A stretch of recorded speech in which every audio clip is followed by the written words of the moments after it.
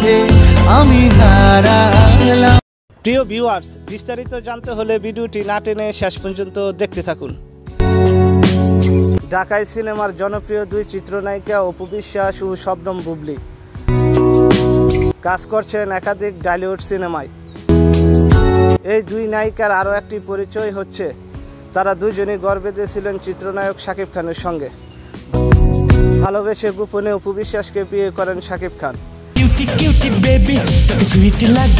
এরপর এই জুটি বিবাহ বিচ্ছেদের পর বুবলীকে বিয়ে করেন নায়ক। আমি হারালাম। কিন্তু সে সংসারও এখন ভাঙনের পথে,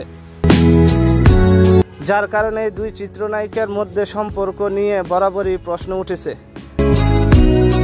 একে অন্যকে ইঙ্গিত করে বিভিন্ন সময় বিভিন্ন মন্তব্য করতেও দেখা যায়। ওনাকে আমি ঘৃণা করি।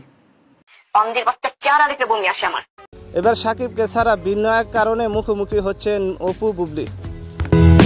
শাকিবকে ছাড়া অপু বুবলীকে একসাথে দেখা যাবে 23শে ডিসেম্বর। তাই ভক্তবিন্দুদের একটু অপেক্ষা করতে হবে। সে পর্যন্ত সবাই ভালো থাকবেন।